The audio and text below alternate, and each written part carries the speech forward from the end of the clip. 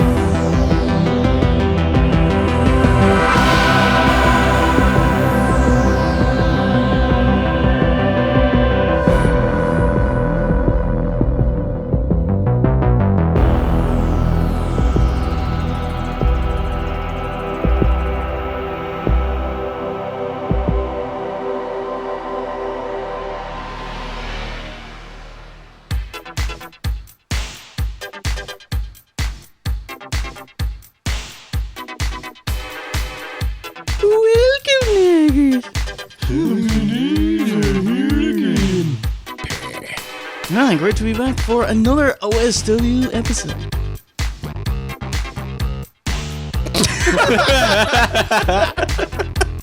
Oh shit, thank you to everyone enrolled in Nogger University. Blown away by the love, holy shit. Can't believe it. Yeah. Love everyone who gave anything. And the rest of you? Go fuck yourself.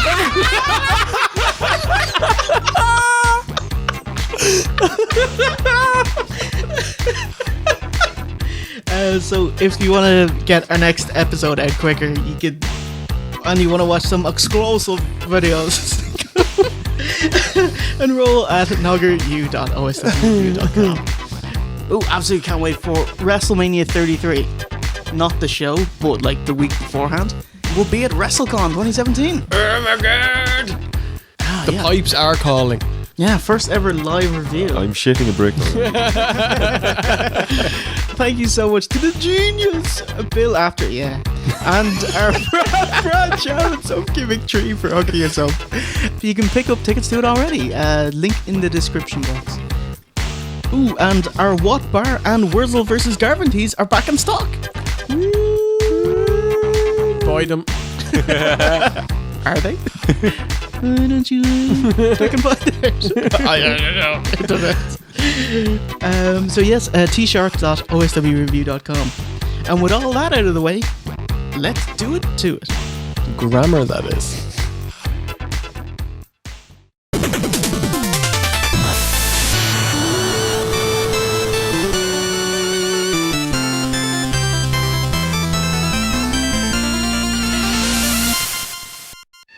World War III.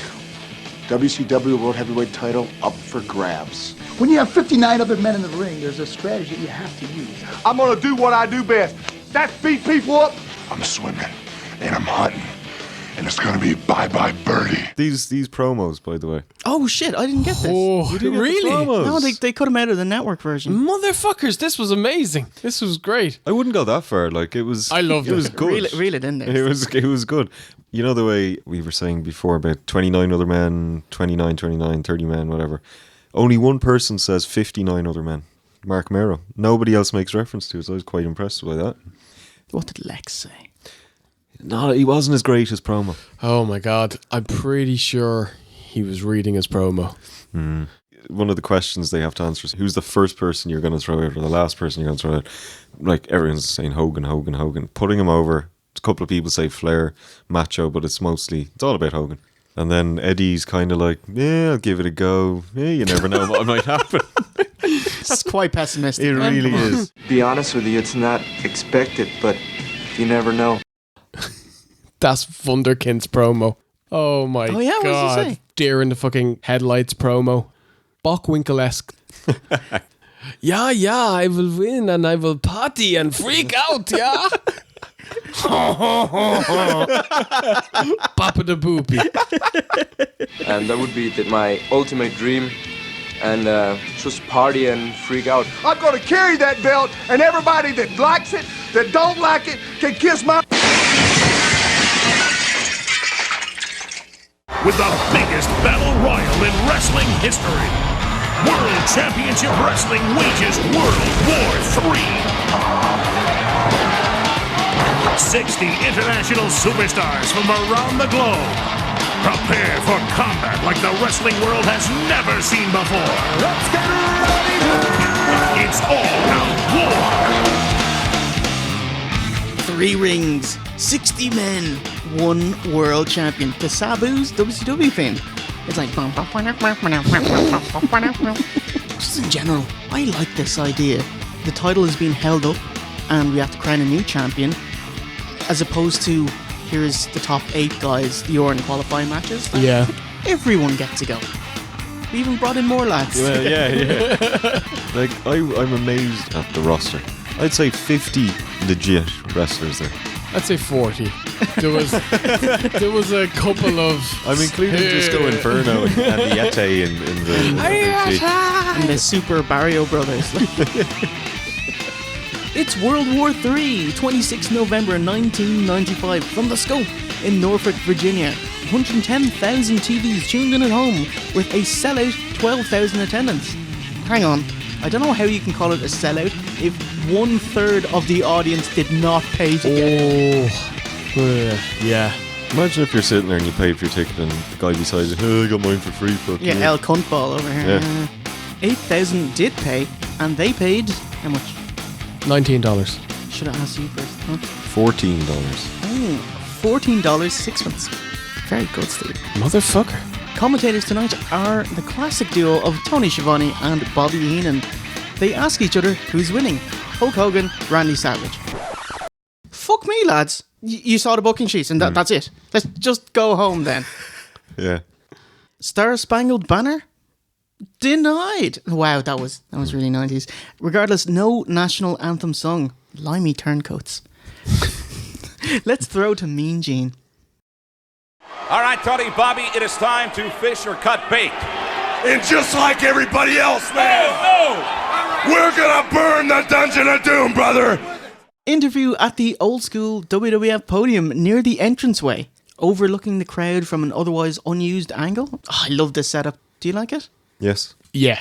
Mean Gene is with Macho, Sting and Hogan, who proclaims the dark side of Hulk Hogan is no more, removing his black do-rag, revealing the red and yellow, and does the same for his shirt and jocks. No, not his jocks. He was already wearing the red and yellow jocks. It's just that the camera panned out. It was clever, though, because, okay, there's 12,000 people in the audience. Not for the 12,000. Yeah, it was shit for them, but for everyone else, they did it quite well. Yeah. They hadn't invented stripper pants yet.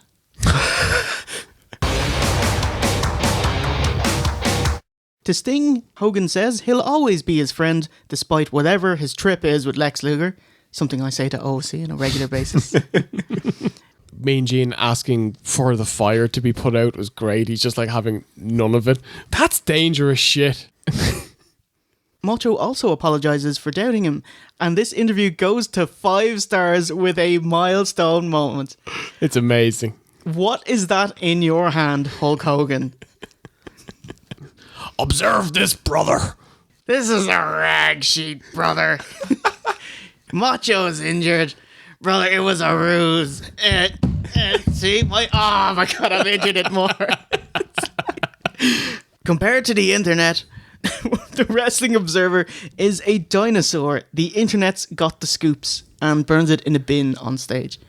Where do you think the internet gets its scoops? It's hilarious. Fucking isn't Dave it? Meltzer. Yeah. Oh, it's priceless. It's absolutely priceless. What's he got against rag sheets anyway? Why is he so obsessed? The audience and the people watching at home, 99% of them haven't a fucking clue what he's talking about. Yeah.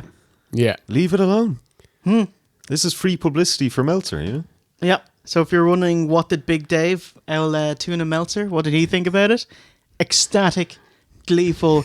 His publication was shown in front of 12,000 in attendance and 110,000 at home. Oh, yeah. Subscriber base triples overnight or something. By the way, the Observer never said Giant was going to win. He made it up. Macho did have an elbow injury, and it even played into the finish of his match.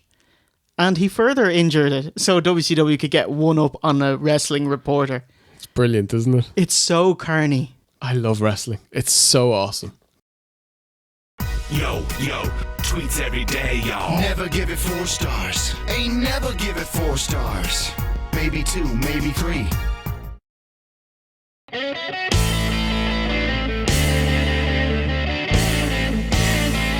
Here comes Johnny B. Bad. Our inaugural contest for the TV title. It's DDP with Diamond Doll Kimberly versus the champion Johnny B. Bad. As heard in our Halloween Havoc 95 review, DDP's moved up in the world as he's apparently won $13 million in a bingo game. Straight away, hang on, let me check this out.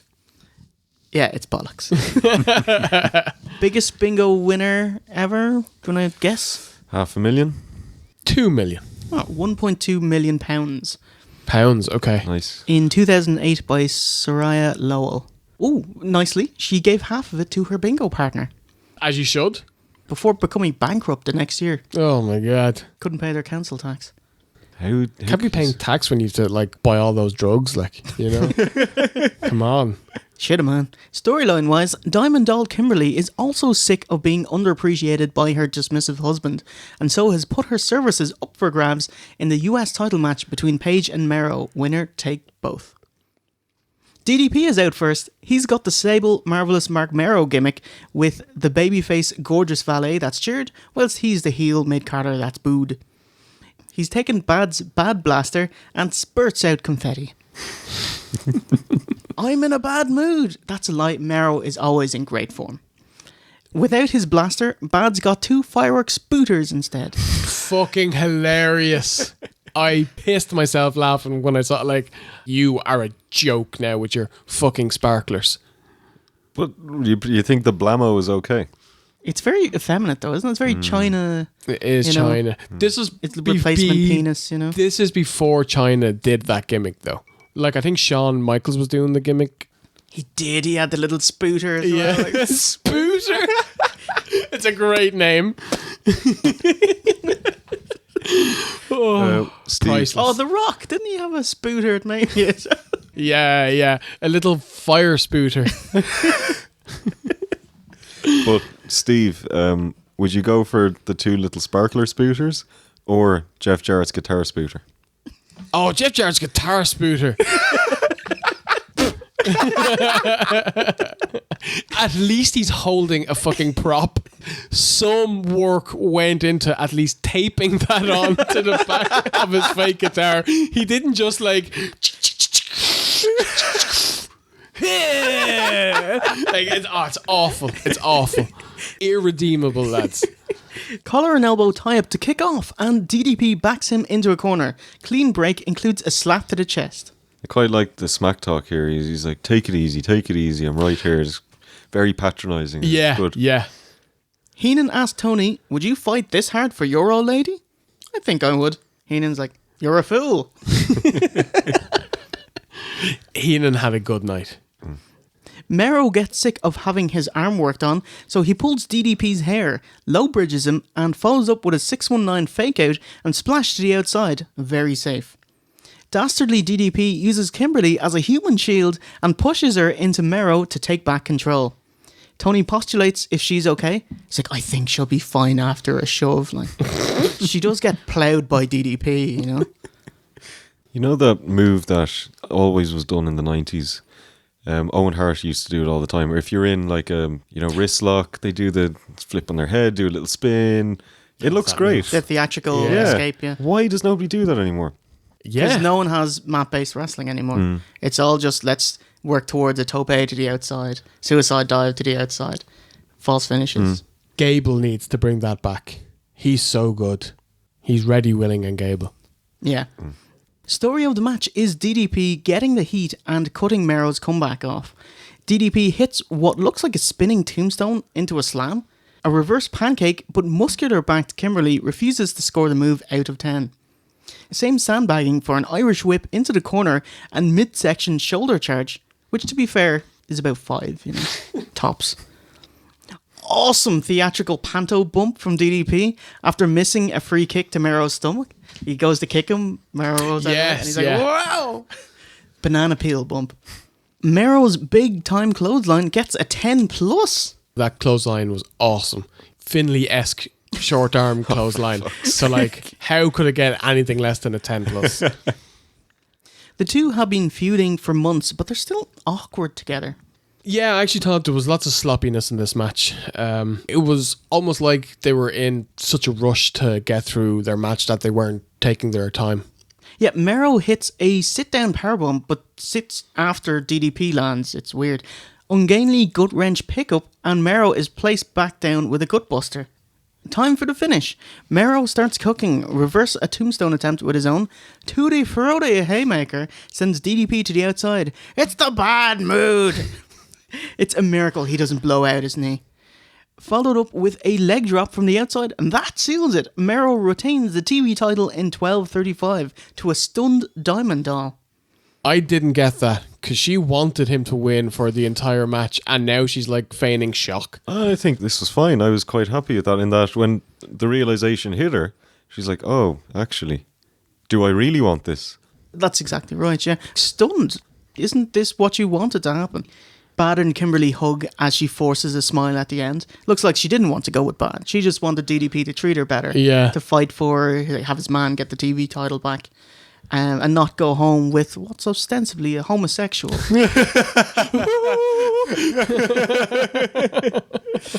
But then Mean Gene interviews him on the way back. He says that she'll be spending the rest of her life with Johnny B. Bad. Was that part of the deal? I thought it was just management. You're my slave. Face in the corner. Go like the clappers. So what'd you think of the match? Started off pretty slowly. There was a couple of sloppy moves in it, but overall, I enjoyed it. I always thought Mark Mero was a terrible wrestler, but Johnny B. Bad, he's not that bad.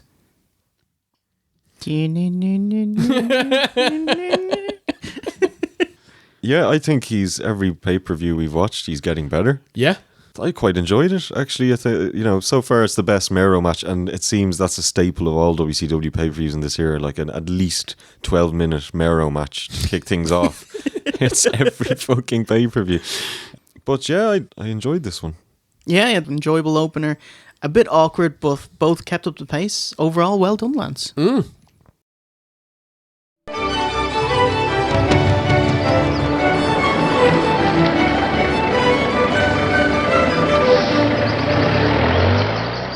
Several hours later, I arrived in Ireland, the Emerald Isle. I'd been lucky to get a bus from Dublin to the tiny village of Lochmarne. On the way out, the driver told me there was only one service a day. This, sir, is a history of your family. Wow! And this is a picture of your grandmother. Look!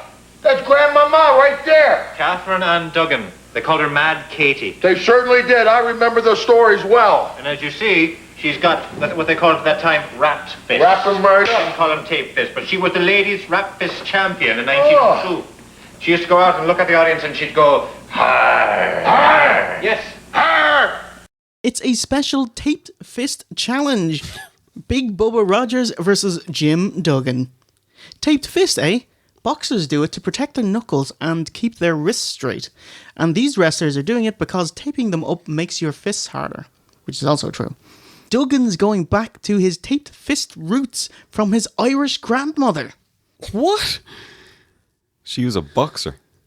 Haha, and his dad was a Irish setter. Hey-oh. And their best friend, Irish coffee. Cut that.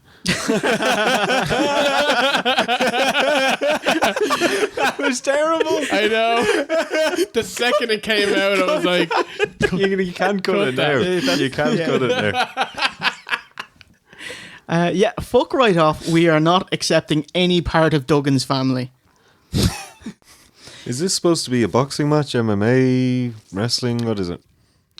I'm going to explain it by making it more complicated. It is like a coal miner's glove match. Except you're wearing the coal miner's glove. You both want to punch each other harder, so you've both got these kind of otherwise illegal But punches weapons. are banned in wrestling. But they're legal in this match. This is like a no DQ match. Although there is DQ in this match. Not for a punch. Exactly. Yes. Okay. On the bright side, did give us one of the earliest Photoshop promos with pictures of Duggan in drag as his Irish grandmother. On a boot. I will fight Chris Benoit on a boat.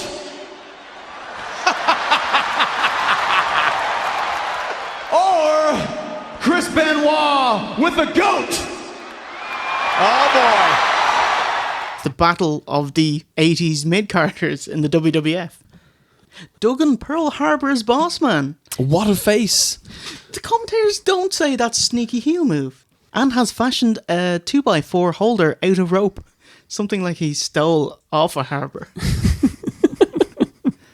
Equally ludicrous, Boss Boob takes a bump off the bottom rope. He just gets thrown to the bottom rope and he's like, ah! I didn't see that, actually. Steve, do you like this? Hacksaw, he has also taped his forearms as well. It's hilarious. He's taped his hands up to the elbows. What benefit? Like, the only thing that does is waste time. Shot of a fan with a foam Jim Duggan 2x4. Is this the first time a replica wrestling merch is more expensive than the real thing?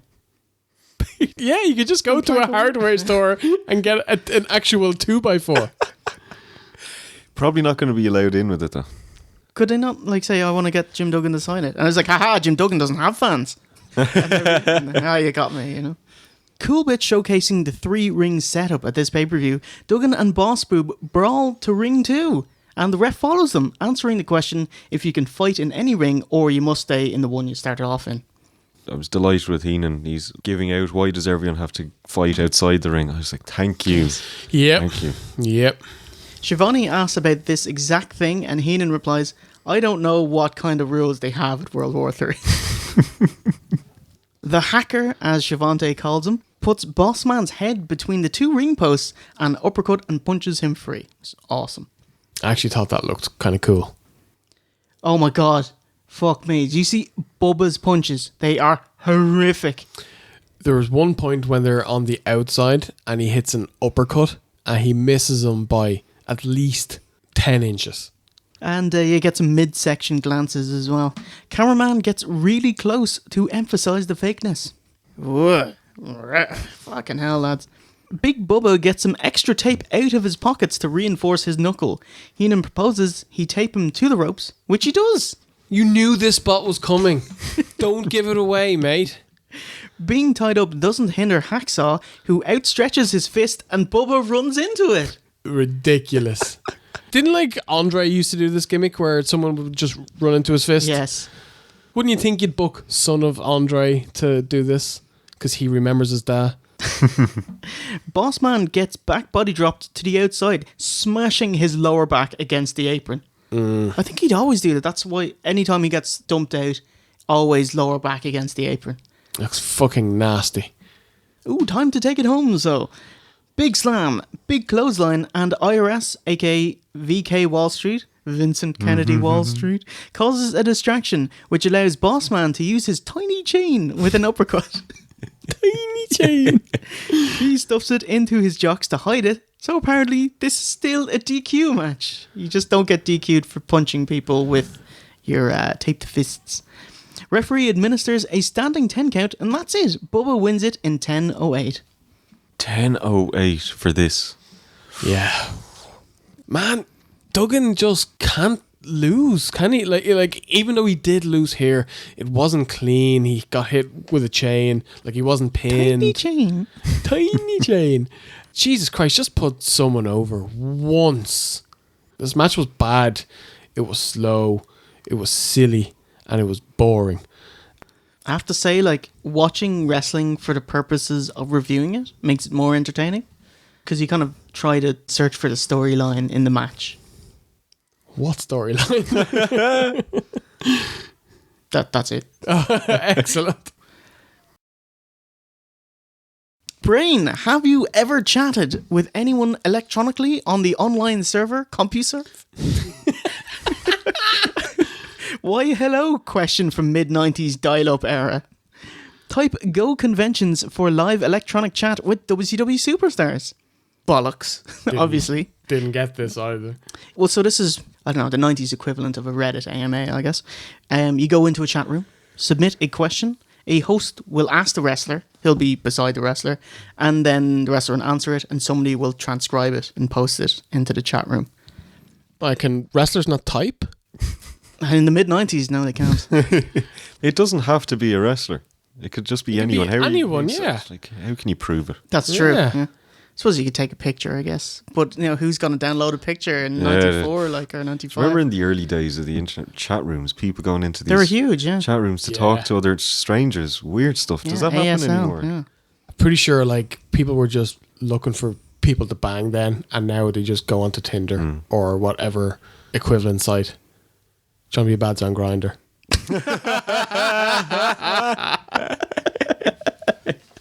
At the entranceway podium, the format of the show being Match, Mean Gene, Match, Mean Gene, Okerlund is with the 11-time former WCW World Heavyweight Champion Ric Flair, who's facing Sting tonight.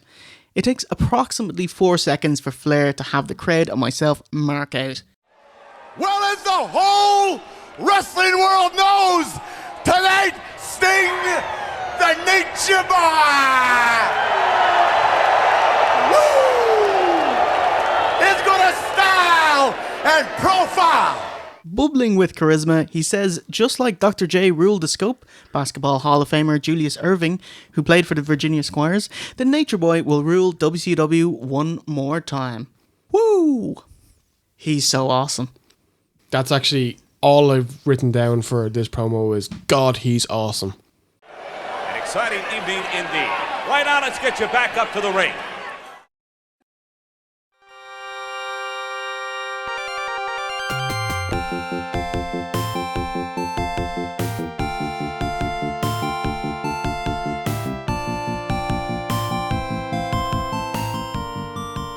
Match number 3, tag team action featuring the women wrestlers from Japan. How condescending.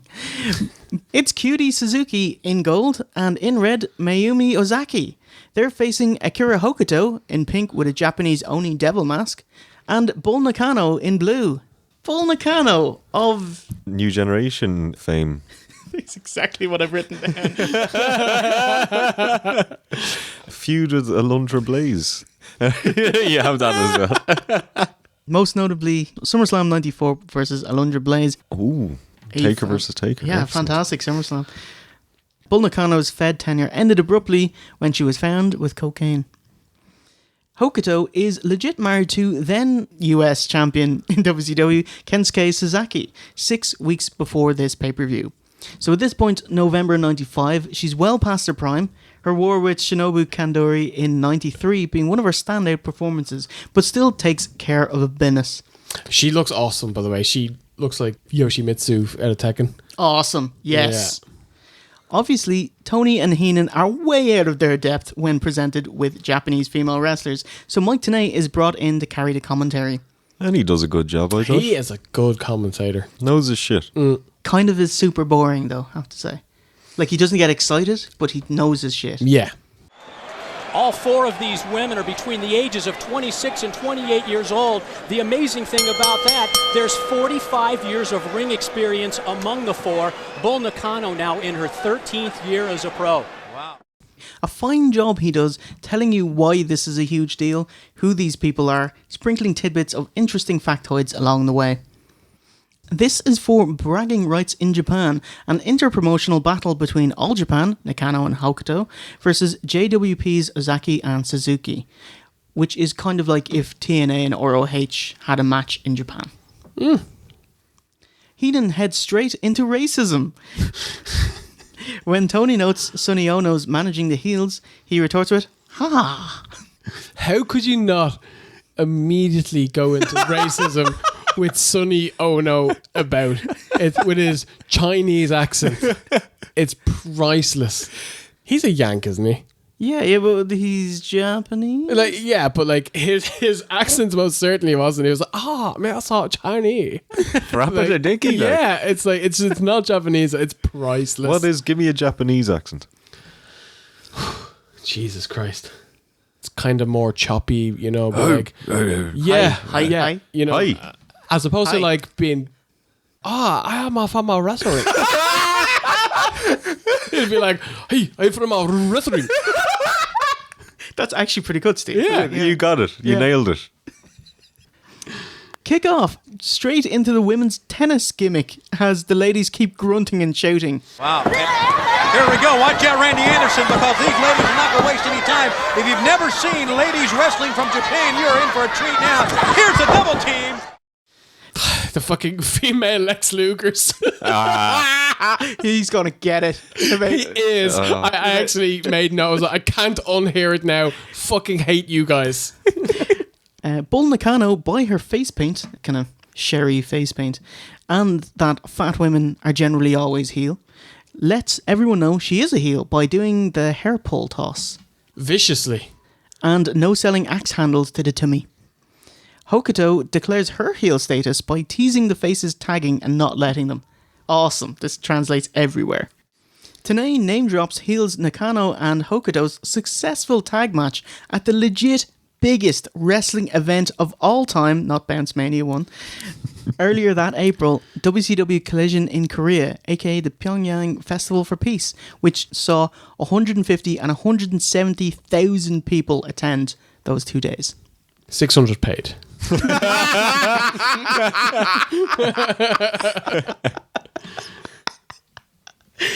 Yeah, if you've ever seen it, fucking incredible mass of people, but it's like WCW who taped it, so they just zoom in on the ring, and so it's shot like shit, because WWF didn't shoot it, you know? Yeah. Ozaki, she's the one in the red, is supposed to be awesome. What did you think?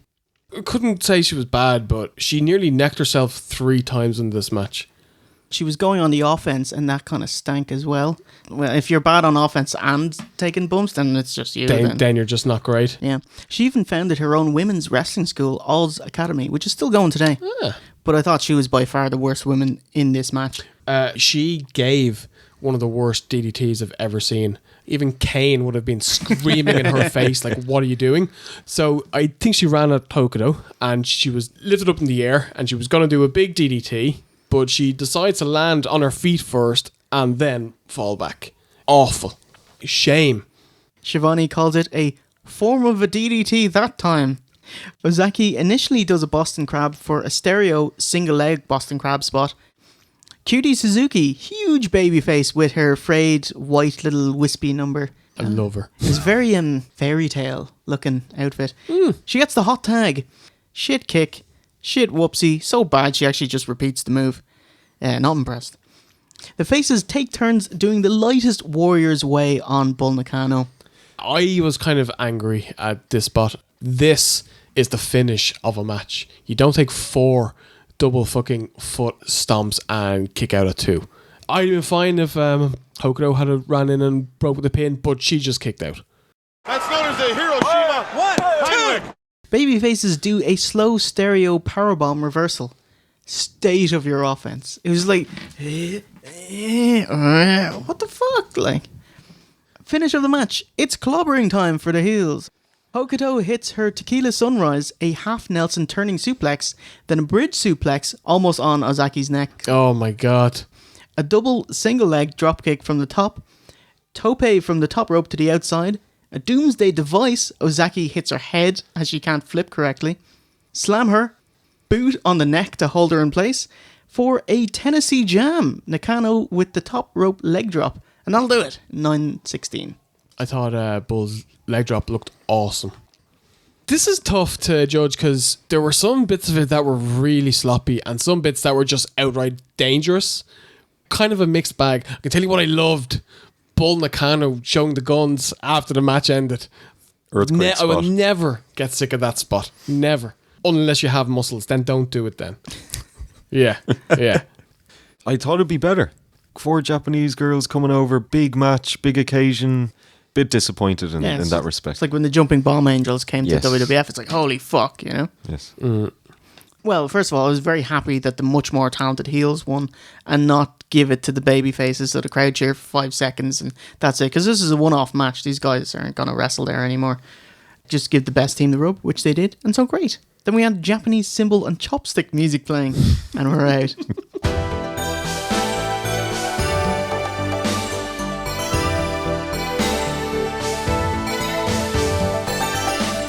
Another thing, it was really weird seeing wrestlers contracted to another company wrestling in WCW. All Japan Women's sent talent to work the Survivor Series 7 days prior. It was a fucking mess, and combined with not wanting to renew Alundra Blaze's contract and Aja Kong breaking Asari's nose with Vince at ringside, McMahon scrapped the women's division entirely. Oh my god. And he'd revisited it in 98 with the Skanks Brawling era. Needs more moolah. Conversely, WCW launched their new women's division the next month with newly released Alundra Blaze, now known as Medusa, no? Kicking off with one of WCW's most infamous stunts, dumping the WWF women's title in the bin on Nitro. Although she didn't want to do it, Bischoff pressured her into doing such. WWF and Vince didn't blame Bischoff for doing it, they just blamed Medusa. Fucking carnies. She was blackballed for almost 2 decades until WWF said, sure, fuck it, and did a 180 on it and put her in the Hall of Fame. Well, there's nobody else, so fuck it. Yeah. Like, Coco Beware's already in. I love how he is the standard bearer for getting in. Poor guy. There you see Sonny Ono, who was just as... Back to Mean Gene, who quickly references Heenan's quips about demon mask wearing Hokuto being his wife. All right, a little levity there from Bobby the Brain Heenan. Actually, that's how I lost my hair the first time. The second time is a different story. And join me at this time, Jimmy Hart, you little twerp. Mean Gene, he is joined at this time from you little twerp, Jimmy Hart, who is actually slightly taller than Gene, and cuts a promo first, leaving Lex to flex. He puts over Luger as going to win the WCW title, as does Lex himself, as does OSC. He's not cutting a good promo at all. He's talking into his chest, reading a promo off a prompter, and he only looks up because it's the last line. I thought it was fumbly bumbly and look at the camera. It's such a shame that he's been champion. He's such a boy. He is. He is. But Mean Gene cannot pronounce the word package. He can't pronounce a lot of words. Package, he says. And what about Macho Man? Randy Savage. Yeah. There was a bit at the end of Jimmy Hart's promo. He taps Lex, just say, Lex misreads it as a high five and he lifts his arm. So he has to just turn it into a acknowledge the crowd. Like a fucking queen. Oh, Lex. He's the best, isn't he? He is great. Totally see why you love Lex now. I thank you very much. The total package, Lex Luger. I'd like to know if that's 10W40 and what does it go for a quart? Right now, let's get you back up to the ring.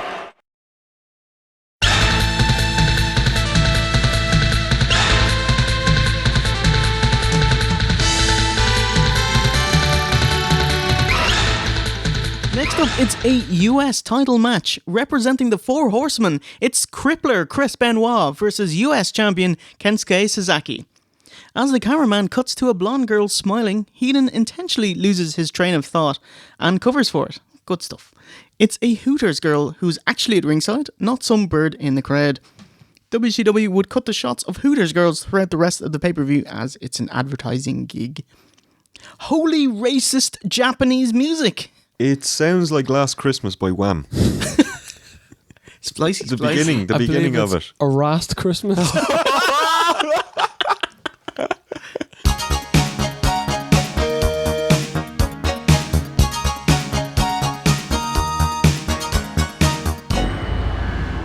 I think we do racism well. Like, if we, what is the strength of OSW? There's like a playful Exactly. to it. If the racism could be playful, that's what we do. Yeah. as close to the line as we can get without going over. Yeah. Sonny Ono has the massive fake smile, showing his gums, and waves a little Japanese flag. He's definitely got some ammunition in the racial discrimination lawsuit him and black wrestlers filed against WCW in 2000. Really? He was settled out of court and he got some sweet yin for it. Why was he paid in yen? Why do they have a lawsuit? Yeah, holding us back because of the colour of our skin. That's nonsense. You can never prove that. It's an entertainment sport, and people book how they want to book. Like, and the state of Sonny Ono, like he's not going anywhere as anything. Like, you know, maybe he's like, I should be booked like Hulk Hogan. Why am I not Hulk Hogan?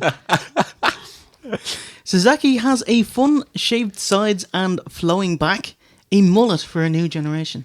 It was glorious. Quite the Johnny Unitas, but with a mullet. Yeah. Benoit sporting a much more traditionally bushy 80s American mullet. Confederate Ref has the shorter rivulated mullet, compounded by the combed gi-split haircut. Hold on. Is this the glorious return of Lego Ref? This is not Lego Ref. Oh, this is the fucking ringer for him. This is Confederate Ref. Duplo Ref.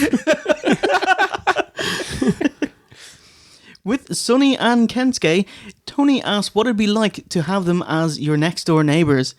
Imagine telling them your dog's in my yard. Heenan quips, imagine not finishing all your rice. What?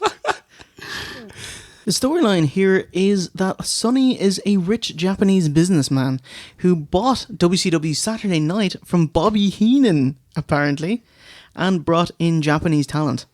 Crazily enough, it included New Japan talent Chris Benoit, Eddie Guerrero, and Dean Malenko. Good fucking deal.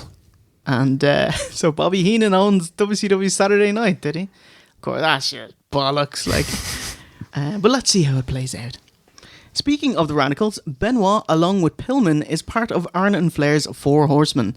Tony says Benoit, the heel horseman, would normally be booed, but they'd love to have the US title back on US soil, as Suzuki has it, having beat Sting at a New Japan show 2 weeks prior. What a great Four Horsemen lineup this is, and Heenan does comment on it. So Pillman, Benoit, Arn, and Flair. Great. The two, obviously, stalwarts, and the two up-and-comers. It's a really good way to get the new guys over. Yeah, Benoit's an amazing choice as a horseman. He's so good. Oh my god, he's so fucking sharp. Everything he does looks great. And he's one of those wrestlers who has the gift to make it look like he's fighting and not wrestling. I can only think of like 2 or 3 of those in the entire history of wrestling. One is Bret Hart. Angle on his day. You know, and there's not that's about it. Many others. Because like, even though Shawn is one of the greatest wrestlers of all time, he looks like a guy who's doing wrestling. Absolutely. You know? You love the dog punches. The What was the dog punches? You know, like when he does the Luthez press and starts doing the fast punches. Oh god, I hate it. I hate it so much. Crippler hits a suicide dive to the outside, but thanks to the 3-ring setup, he has to put out his hand to stop from smashing his head into the unnervingly close steel barricade. WCW officials say Ono doesn't have a leg to stand on with the money he used to buy WCW Saturday Night. Sonny puts on a commentator's headset and tells us that he and Bobby Heenan-san have worked out a compromise alluding to next month's Starrcade, which would end up being WCW versus New Japan. And basically, money means nothing to this great man and the great Japanese people. Okay. Means nothing. Means nothing to me. So everything okay with us? Okay. For now. Kensuke Suzuki's tombstone is reversed and Benoit hits one of his own and follows up with a flying headbutt, which Heenan yells, "Hello!" Hello! Kensuke Sasaki has a great arsenal of power moves. Holy shit, this guy's a little powerhouse, like. Time for the finish. Wrap it up, wrap it up, wrap it up. Suzuki smoothly applies a cool step over head hold armbar, a finisher called a stranglehold power special. Isn't it awesome? It's great. It looks so cool. And the way he applies it in steps, like he literally steps to put it in, it's brilliant. Yeah. And Benoit immediately goes to the ropes, as you would in a real fight. Suzuki has none of Benoit's clothesline, delivers a stiff lariat of his own, and then a Northern Lights bomb, aka Scoop Brainbuster Slam, and that seals the 3 in 10 minutes. You reckon? It was okay. When I saw the both of these guys coming out, I was like, "Here we go! Yes, this unzipping the fly, this getting the lotion, spitting on the hand." No, knacker. Man, this match was nowhere near as good as I thought it was going to be. It was kind of boring, and there's not that much to talk about. There were some good moves, but not a great match. Expected more. I think we're absolutely lined up on all 4 matches so far. 100% agree. There you go. Definitely a Smarks only match, because it's a technical wrestler with no pizzazz versus an international star. Unless you already know who he is, then you don't care, because you have to kind of earn people's caring about them, you know? So it was a bit boring, but I still enjoyed it. Mat-based wrestling, you don't get enough of it these days. Of course, this Sonny Ono businessman angle was just to explain the influx of Japanese talent and as a way to promote next month's WCW vs New Japan's World Cup at Starrcade 95.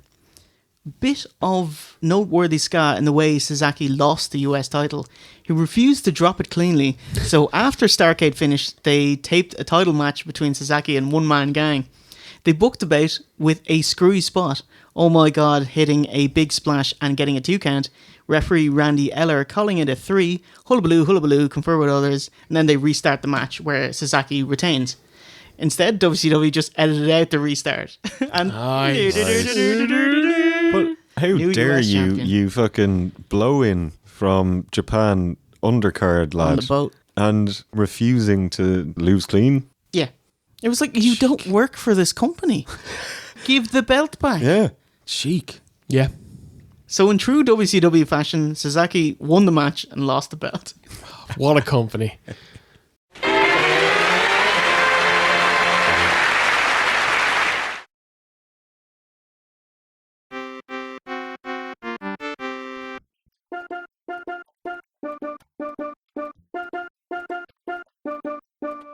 It's time for what?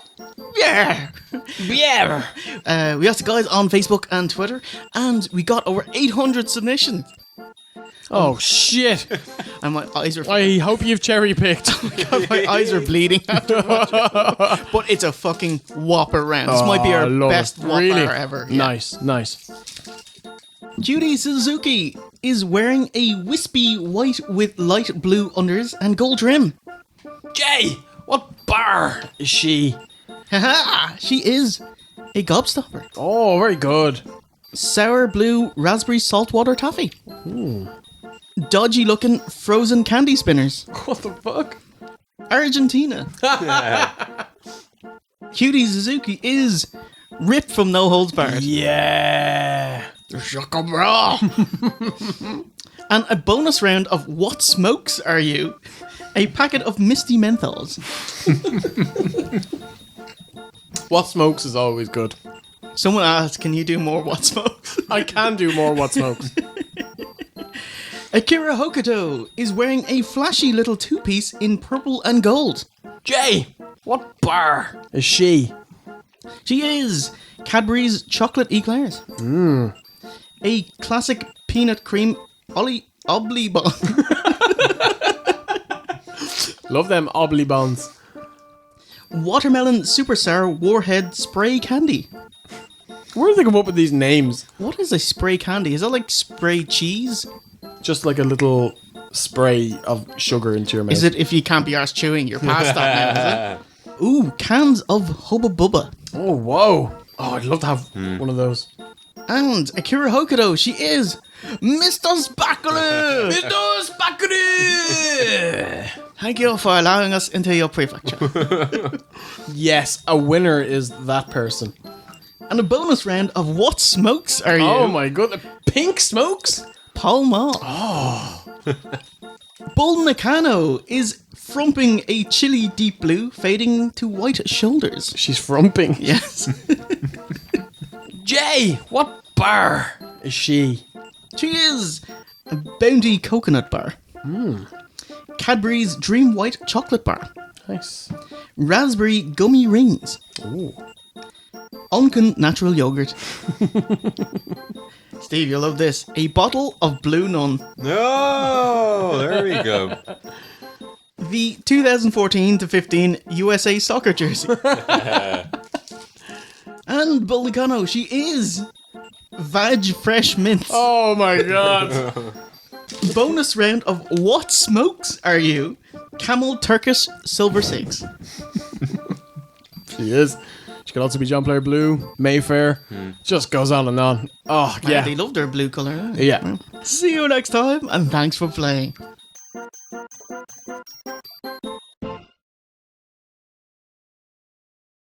Who will be the new WCW World Heavyweight Champion? Your father would absolutely be ashamed if he knew the way you were conducting yourself. Mean Gene is on the podium with the Dungeon of Doom, brother. He takes no shit from the heels. Okerlund admonishes Giant, saying his father wouldn't be proud of what he's doing. Giant just goes, "Rah."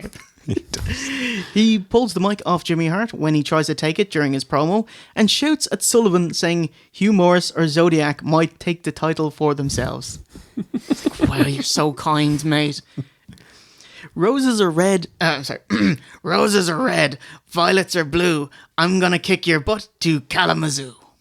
Where's Kalamazoo? Aha! I checked it up. He'd have to kick butt for 800 miles from Norfolk to southwest Michigan. That's not that I would much never kicking have butt. guessed Michigan. Never. No, I was like... Cucamonga. Seattle.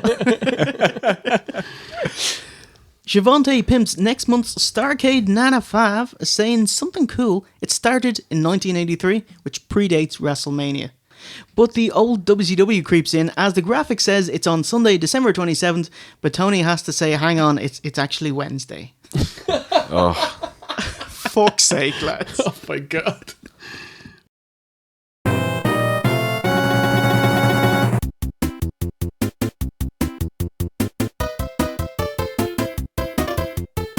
Oh, Steve!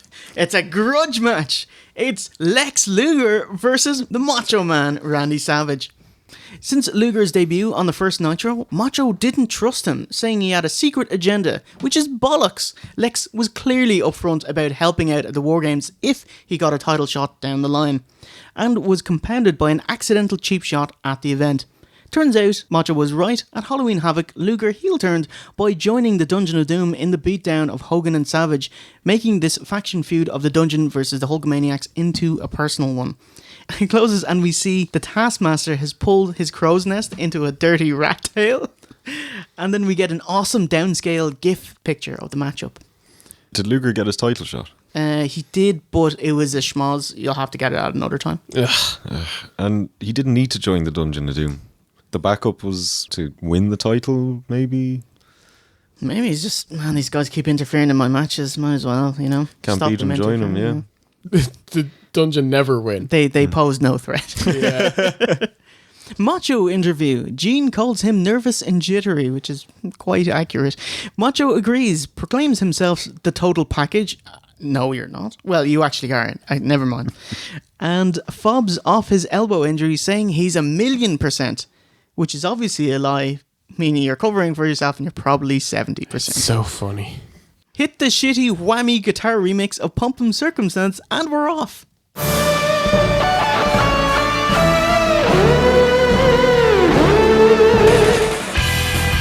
right, back to David Benton the show. His opponent, accompanied to the ring by the mouth of the South, Jimmy Hart, from Chicago, weighing 268 pounds, the total package, Lex Luger. Oh my god, the Biddle is back.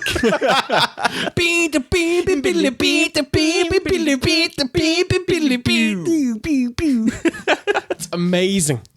By the way, Luger, I do not believe he's in the Dungeon of Doom.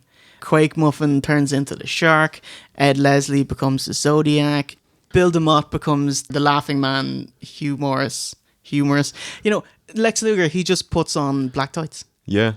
But the Giant was just a giant. Yeah, I don't like that either. You didn't like that Don't one? trust you now. Although he had the frilly shirt Son of Andre gimmick. That is You true. gotta do something shit, you know. He's getting away way too easy here. Yeah. But if you want him, you got to take him as he is. You know? Oh, jeez.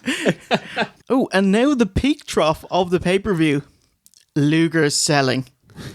His can't be unheard. Fuck you, lads. I can't unhear Lex now. Termination, the heart. Yeah, and he wants the man Randy Savage to be the world hair champ. A little bit every man into the corner, and Savage. Steve, can you go ow every time I finish the sentence here? Yes. Throw to the ropes. Ow. Big boot. Miss clothesline. Take clothesline. Ouch. Get thrown to the railings. Kick to the midsection. Oh my God. You think I'm like, I got to splice the ows from now until the end of the match. Savage. No reverse gear when it comes to the railing. Watch out. The yellow and the red. He goes into ow overdrive with the torture rack on the outside. He's like, ow, ow, ow. Oh my God. Jimmy Hart's got the referee's attention, or there could be a count out here. Actually, let me just say, I actually thought that the torture rack looked great. One of the more like nasty looking versions of it he's ever done. Like he gave it socks. How can that move not hurt? Oh, that would really hurt. I do wish he ended it by doing like a zero signal at the end. But they've already tapped. Oh, okay. Yeah. But it still would be cool just as a heel move. Yeah. Luger with an armbar. Sorry, I love what you say, but they've already tapped. A you have so much faith in them. He rolls up. Luger with an armbar to a downed Macho, and holy fuck, Luger wins by submission, clean as a whistle. Congrats, Lex. The win in 5:28. You beat a 6-time WCW and WWF champion in 5 minutes. Massive. Macho is just under Hogan now. And there you go. So I like what they're doing actually with Sting, Savage, Hogan and Lex. Heenan did a good job in getting this over, because Heenan talked about how Macho was telling us all that his arm is fine and that there's nothing wrong, but he's saying, I know that arm is definitely injured, and Lex knows that arm is injured because he tagged with him last month, and so he knows exactly what's going on. I just felt like he put the end of this match over so fucking well. Like, excellent job all round. Really, really good. Babyface Sting hoofs it down the ring and calmly talks to heel Luger, who releases the hold and leaves. I love this. This is where a babyface and heel are still friends. Despite storyline decisions of your characters, the two are still best buddies, and that supersedes any overarching alliances or storyline bollocks. You know? Yeah. It's like, whenever OSC and Jay do the breakup angle, you should get a bit of this. Like Post-cafeteria bully. I like how he talked him down. You know, there was no shouting, you know. Obviously, whatever he said to him, Lex, yeah, okay. Definitely. I didn't think WCW were capable of doing complicated booking like this, but yeah, it's awesome. Oh, you want complicated? I'll see you in the main event. So, lads, am I right in thinking we all enjoyed this? Yeah. The first time ever we've all enjoyed a Lex match? Probably my favourite Luger match. Like, this was fucking great. Like, and I marked out knowing that you'd mark out. It was a short match. I enjoyed it. Yes, the selling did get to me after a while, but I struggled with that. The end was great, so you can keep your Savage Steamboat WrestleMania 3. I will take this. Well, he certainly has delivered himself. And I noticed this. I checked.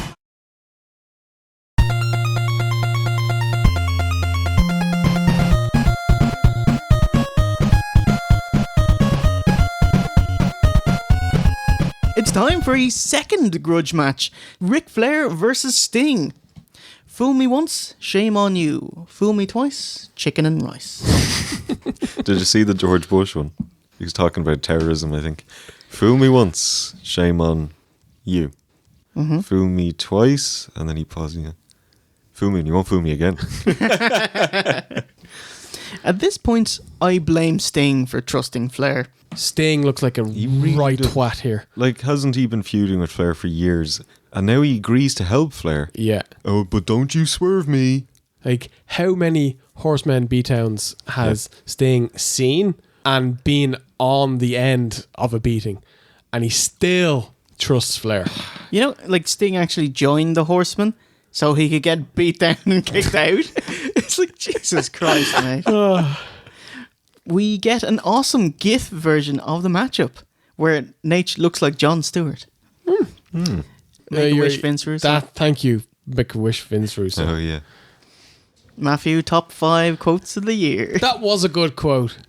No, it wasn't.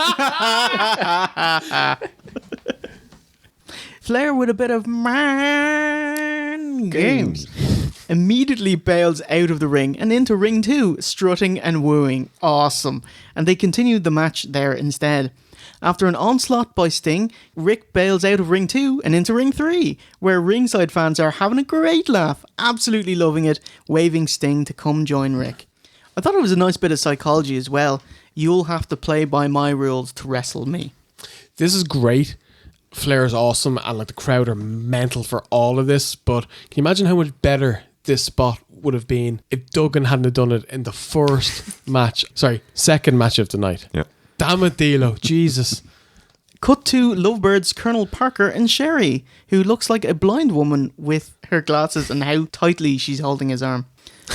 Good point. Yeah.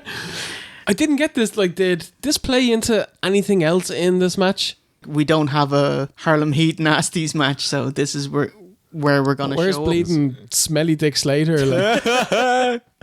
Also, how fucking dare you mid-card managers come out during Sting versus Ric Flair? Yeah.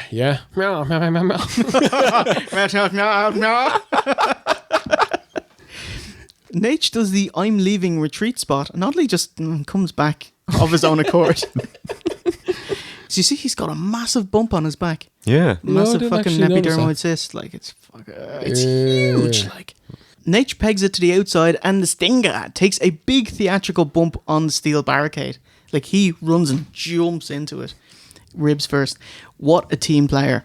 The man called Sting straight up chokes Rick, who pulls the ref in and delivers a low blow. Oh, thanks for the kayfabe. Anything to explain why the ref didn't see the low blow? I loved it, yeah. Very prominently, Flair asks ref Nick Patrick how much time is left in the match. As it turns out, exactly 5 minutes.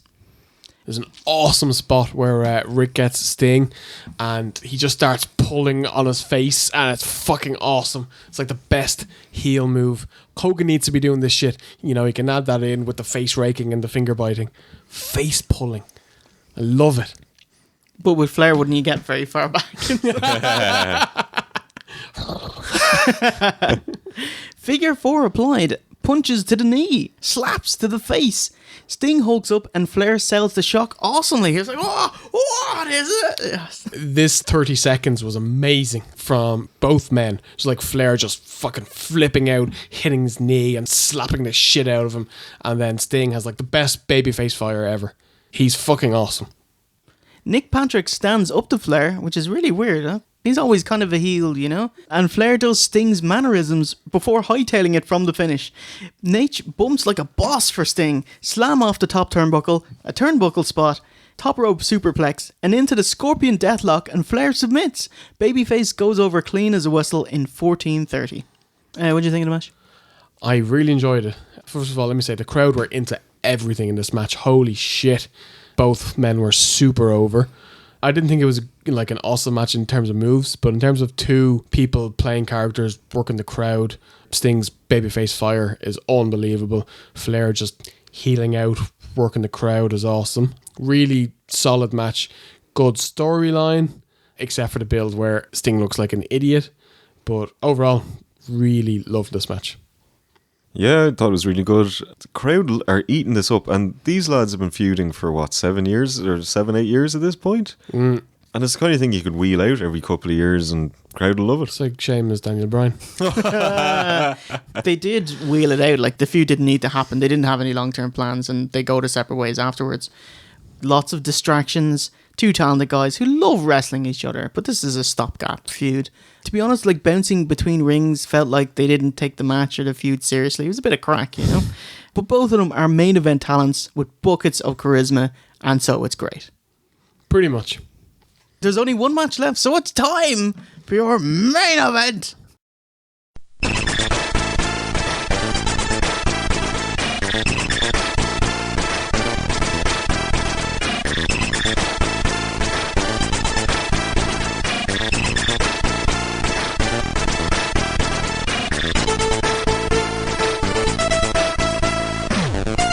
time for your main event. Last month at Halloween Havoc, Hogan won the Monster Truck match on top of Cobo Hall, inadvertently pushing Giant off the top of the building to his death. Thankfully, he returned unscathed for the main event later that night. That's so funny.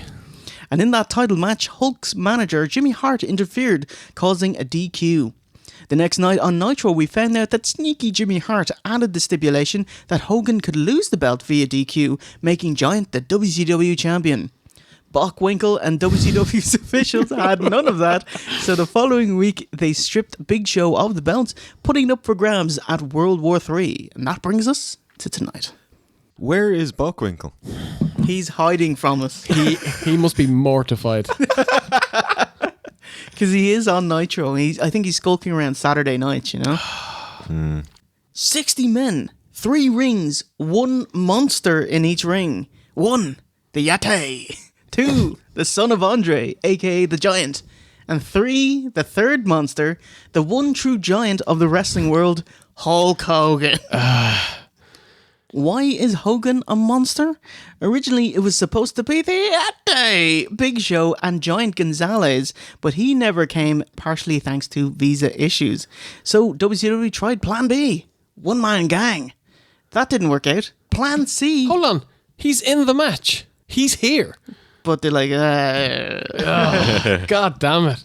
Plan C, Loch Ness, aka Giant Haystacks.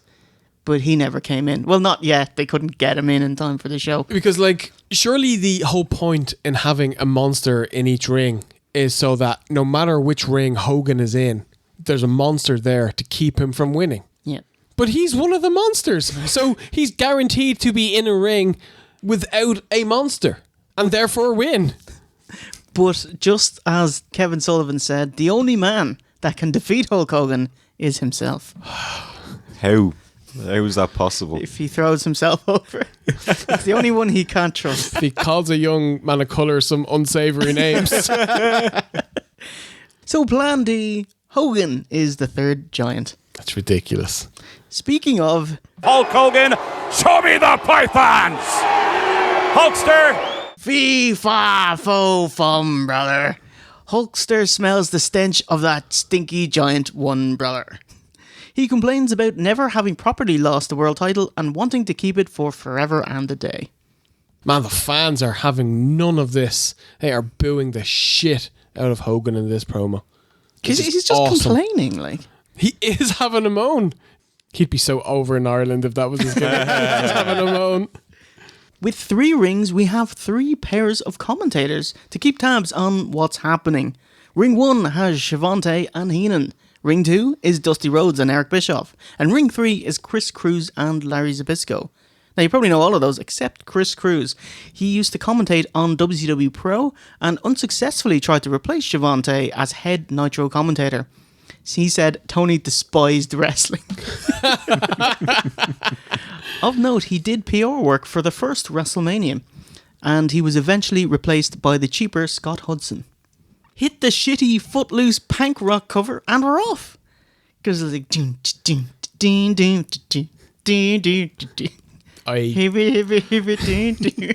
This music was so generic, it just did not make an impact on my brain at all. Everybody follow entrant number 1, Arn Anderson. We get the extremely low-key, low-energy entrances, but there's 60 of them to get through, so that's grand. It's for the best. I only counted 59. By the way, these 60 or 59, just patiently queuing backstage, you know? Heels and faces right next to each other. Like. Were they chatting away? Were they silent? I would have liked to see that, actually. Yeah. Some of the wrestlers were trying to, milk it. Cobra got in a little whoop. And the Yeti. What Scorpion. Wow, Steve, these are exactly my notes of the entrances. What's going on? Did anyone give an explanation at any point? Well, the mummy was just silly. So here's something much less silly. They're still calling him the Yeti, though. Yes, that's even worse. Very impressive to even have 60 people on your roster. It's very brave to parade them out during the new gen period where there's no stars. Kurosawa stopped in the middle of the entrance, did a little like a little arm thing, and you could see the rest of the guys coming up behind him, and they were building up, and they were like, "Come on, the fuck!" It was hilarious. Ooh, the Laughing Man, aka Humorous, who's also in the Dungeon of Doom, a 500-pound shark, a Louis C.K. looking Dave Sullivan, and number 60, Hulk Hogan. This is one line of 60 men. They didn't divide it into 3 of 20. Which is what I really thought they were going to do. Would have made a lot more sense. You'd be like, in ring 1, we're going to have, and your giant is Deity! And then you have the rest of them, like. Yes. Dickhead Michael Buffer touts that in 3 rings, there's almost £250,000 pounds of muscle and mayhem. You, my friend, can fuck right off saying stupid bollocks like that. 60 participants, £250,000 pounds. That's £4,167 each on average. Despite his overly verbose introduction, he leaves out the main point, that when there's 10 people left in ring 2 or 3, they'll stop and move into ring 1. They also forgot that during the match. It was a ring with Giant in it. They got down to 2 people before they moved into ring 1. So they didn't have a clue. This thing was a clusterfuck. How are you meant to stay on top of this madness? I was fucking dreading this match. I actually stopped watching the show and put it off for 2 days. I was like, how am I going to fucking call this? Oh my God. I'm waiting with bated breath, Jay. This is going to be difficult. WCW have stalled for over 15 minutes since the last match. Oh, let's have at it. Ladies and gentlemen, let's get ready to rumble!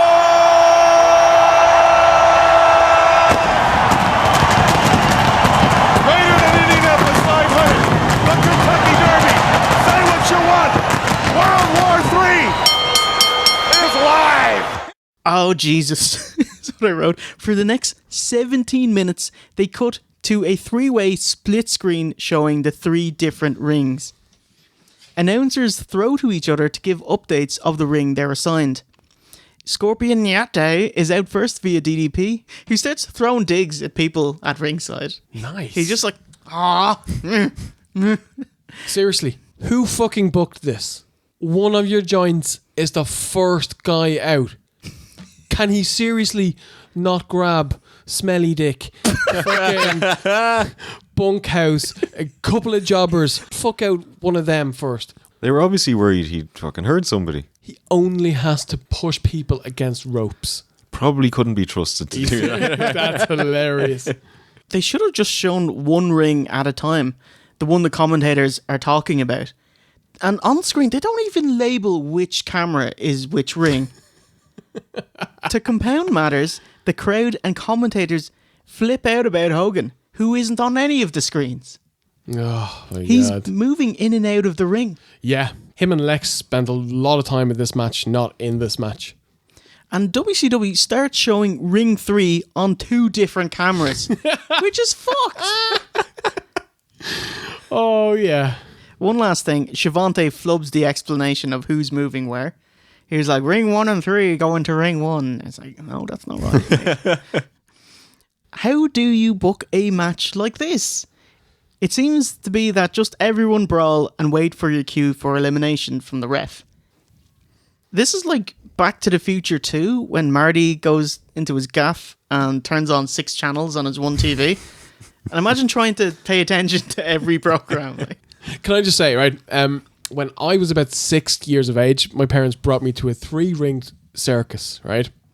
Which was enormous. Had this like awesome fucking tent and loads of shit going on. But it's like, I only saw 1/3 of that entire show. Because you can only pay attention to one thing at a time.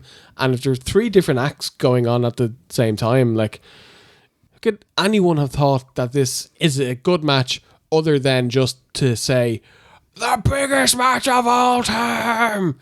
And then that's where the awesomeness ends. I'm thinking they're trying to think of it like the commentator's position during a football match. They can look at the entire field at the same time. But there's not 3 balls in play at the same time. Yeah. Multi-ball. Multi-ball. So I was thinking for this review, whenever we're talking about One Ring, I'll just make that full screen, if you know what I mean. Excellent. So at least the review you could follow what You we're can talking actually see about. what's going on. Zodiac's trying to eliminate Mr. JL and just belly button fucks his asshole. Because JL's spread eagle and he's like, rah, rah, rah. It's amazing. Lex has the fantastic idea of staying on the outside and back body drops Arn onto the crash mats. Ring 2 has 10 men left, so the wrestlers bail into Ring 1 and its commentators Dusty and Easy say goodbye. Dusty was awful here. He just came across like an absolute madman. Like, I couldn't understand a word he was saying. He was rambling. He was like manic. He didn't say a lot. Just as well. So we're down to 2 rings. In Ring 1, we've got Hogan, Giant, and Quake. Flair and Stinger fighting on the outside. And in Ring 3, we've got Benoit, Macho, DDP, and co. And after 17 mind-boggling minutes, the ref moves them into Ring 1. Thank God. So everyone's bailed into Ring 1, and there's 30 men left. And once again, it becomes impossible to follow. There's a lot of big men standing around looking at each other. Sergeant Pittman does his MMA cross arm breaker lying down. Damn you, Craig. Which I didn't expect to see in a battle royal with 30 men in the ring. These 2 knobs lying down. But this is how you beat people. Scott Armstrong is taken out on a stretcher, and Luger and Macho decide to get a place of their own by going into an empty ring and brawl. Is this Scott Armstrong, who is the current referee in WWE? Yeah. Ah, okay. Was he actually hurt here, or is this just kayfabe? Oh, it's kayfabe. For him? Yeah. Why? If you're going to have a stretcher It's so spot, dangerous. For him. Like, of all the guys in the match. Fuck's sake. Oh my God. Heenan mentions that the winner will get $1 million, way more than the usual 50 grand for winning a battle royal, and get instant fame. Ooh, Johnny B. Bad eliminates DDP, who eliminates Johnny B. Bad, your favourite spot. They miss Benoit's elimination, and we get a bit of WrestleMania 1 with Hogan and Mr. Wonderful. Hogan eliminates him in the end, of course. A couple more eliminations until it's whittled down to the big boys. Flying Brian eliminates Zodiac, and Tony and Heenan enjoy a yes-no spot. Yeah. Is he eliminated? No. Yes. No. Yes. No. Yes. Yeah, yes. You're right. He is. No, he's out. Hawk has a lazy tug of war with Brian Pillman over Kensuke Sasaki. Why would Hawk stop him from being eliminated? Oh my God, because he's like, quick, come on, do your spot. He's just waiting for someone to do the spot, and it's so bad. Is he calling for Hogan, is it? Yeah, waiting for Hogan to do the spot. Oh. Yeah. Actually, it does make sense that Hawk would stop him from being eliminated because they're mates. When Hawk was fired from WWF after SummerSlam 92, he left and went to Japan to team with Sasaki as the Hellraisers. Okay. It would be nice to have been told that. 10 men left, including Hogan, Giant, Sting, Flair, Macho, Luger, Arn, and Eddie Guerrero. His one spot was waiting for an eternity on the top turnbuckle and Sting's shoulders, and does an axe handle to Arn. His receipt is a lovely Arn spinebuster. Oh, so good. Before the director misses Eddie's elimination. Having cleared the ring, time for the finish with some nicer choreographed spots, because there's a bit more room in the ring. Stinger wheelbarrows Arn into the top turnbuckle, which unbalances Flair, eliminating him. Hogan follows up by clotheslining Anderson out, so there are no horsemen left. But there's still 2 Dungeon of Doom members left, Lex and Giant.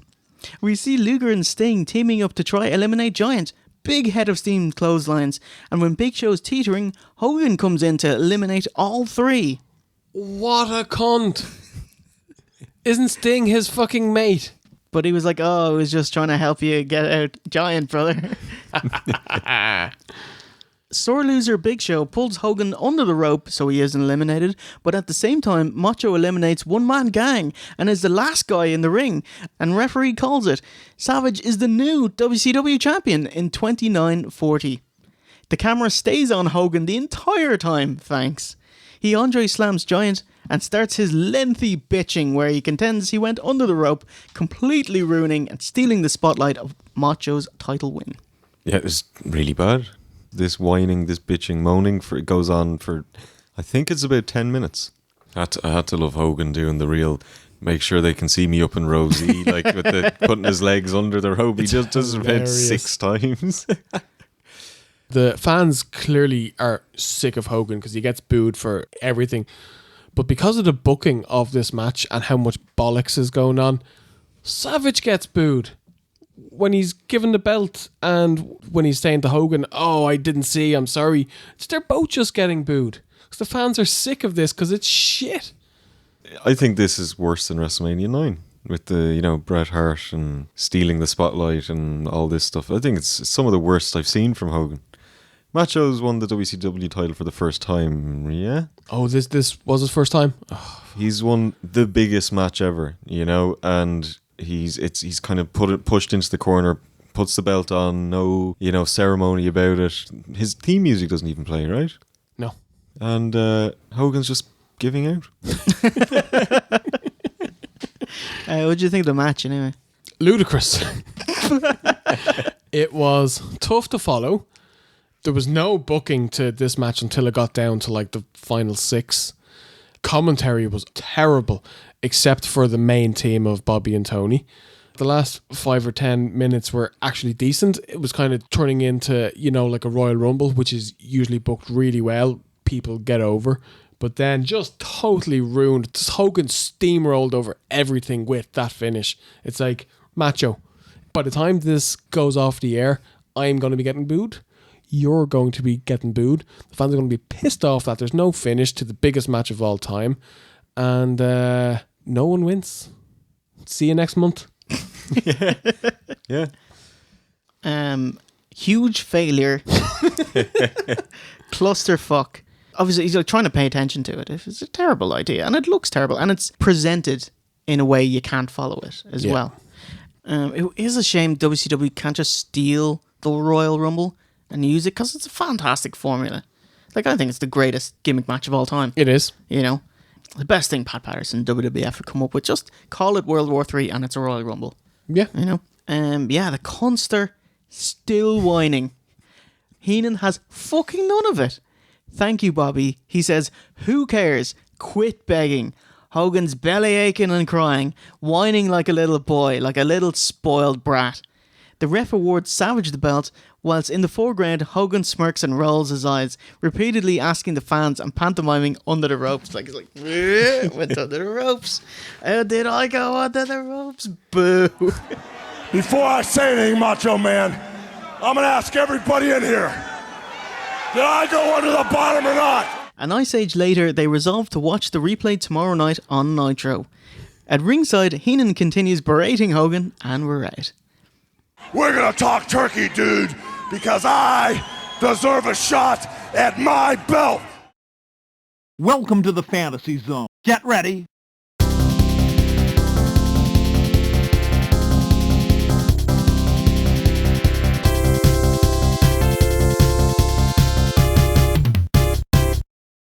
So, an almighty clusterfuck with an awful finish. It's supposed to hype this big controversy, but it was just Hogan bitching at length. There's a massive turn-off.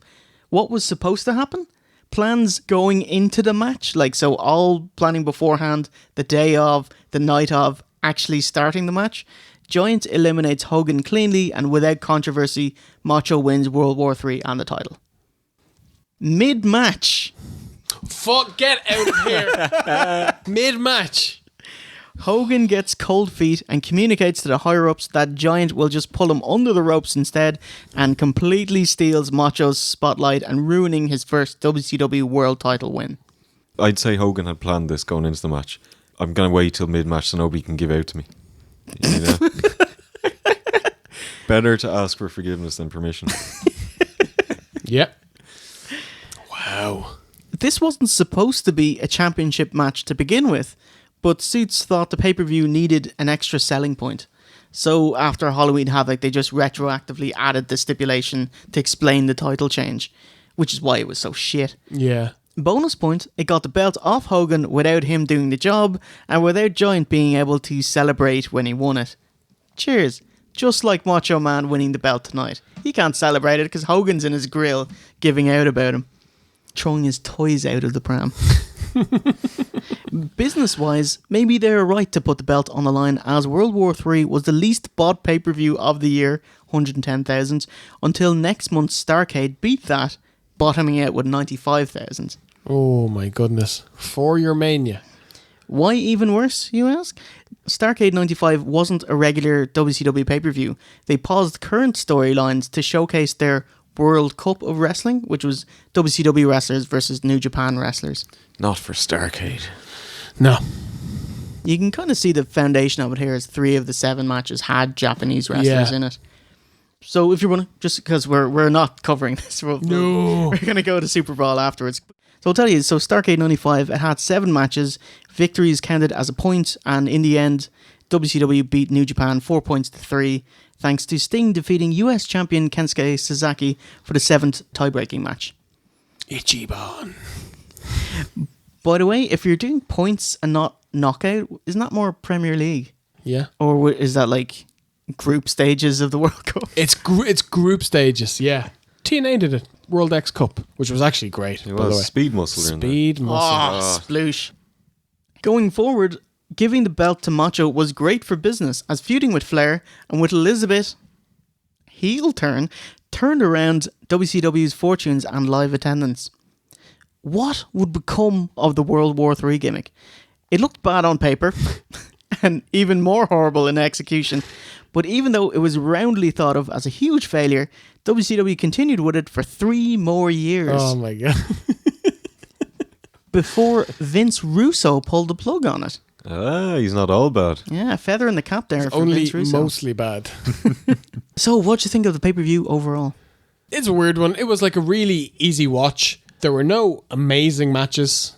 And there was one abomination. Oh, that'd be a great name for the Yeti. Abomination? Yeah. That actually is a good name.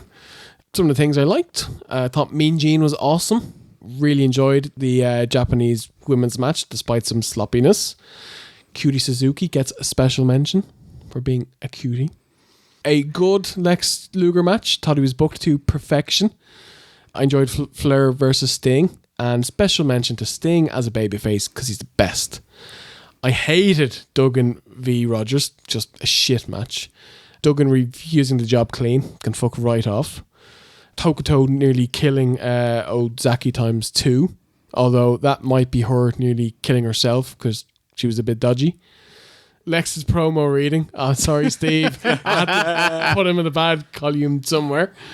I was disappointed in Benoit versus Sasaki. Like, I didn't think it was a bad match, just didn't think it was very good. And of course, World War III, just everything about it was just awful. I don't know, I wouldn't recommend this show. I think World War III is a spectacle that you can have fun watching it if you're not taking notes and thinking about it. It was fine. I thought it was good, apart from the World War III or DDP, Johnny B. Bad, good. Obviously not Big Bubba versus Hacksaw. Japanese girls, we discussed. Benoit does his thing. Should have, it would have been nice to have a bit more of that, or a little bit more interesting. Lex stole the show. He fucking stole the show. He really was. I can't actually disagree with that. He really was good. And, obviously normally it's all a bit tongue-in-cheek as to his wrestling ability, etc. But I was really impressed with him. I thought he did an excellent job. Oh, yeah. Come on, he got what was it, the Irish coffee earlier on. I immediately realised the error of my ways and called for a cut. I realise you cunts are not going to do it now, but And I'll leave it at that. I thought surprisingly decent. Like, prior to the main event, I was really good for 95. Like, very smart orientated with 2 matches that include Japanese wrestlers, Bull Nakano's tag and Benoit Sasaki. And of course, Luger beating the future 6-time WCW WF World Champion Randy Savage clean. Fun and frolics with Sting and Flair. And I fell off a cliff. With a half-hour clusterfuck main event and sour finish. Oh my god! It's like he pummeled that finish into the ground. Very little focus as well on the Dungeon of Doom, brother. This whole pay-per-view was about Hogan and Macho's controversy. It could have used some killer promos. All the promos like Luger and Macho and Hogan, and they all cut substandard promos. Overall, though, an easy watch. I thought better than the previous two. I don't recommend watching the show, but I definitely recommend watching the review. Yes. You say at the end. Again. So let's take it to the Wrestling Is. Wait a minute. Where's Buckwinkle? You piece of shit. Get back here now. We're not done with you. Segment.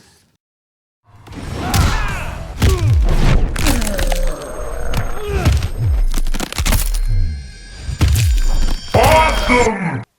Hey, paisanos, it's the Super Mario Brothers Super Show!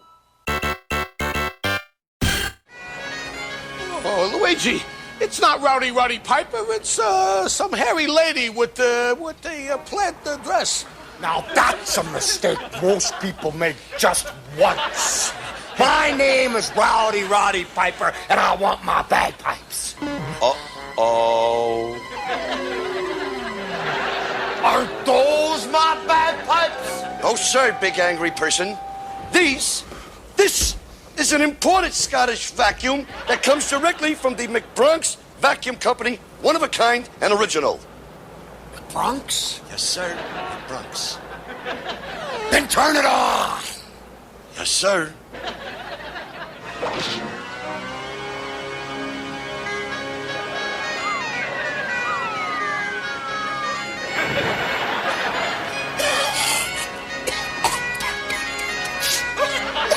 Mario, something tells me we blew it.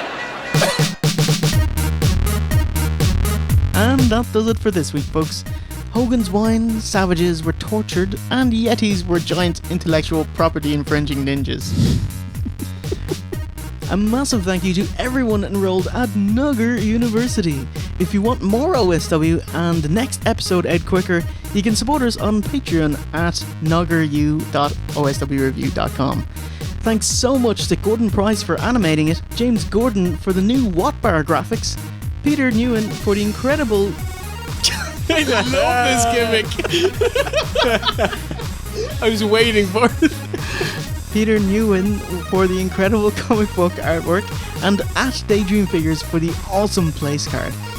Next up is the steel cage match twixt Hogan and Giant, and I Respect You Bookerman Pillman Sullivan match in Super Brawl 6. And remember, you can watch all of our episodes free of charge and on IMAX Flavored 4:3 full screen at oswreview.com. And while you're there, pick up a nifty t-shirt or two. So it's a goodbye from Ozzy and V1, Buckwinkle, and myself, Jay Hunter. And remember, a winner is you.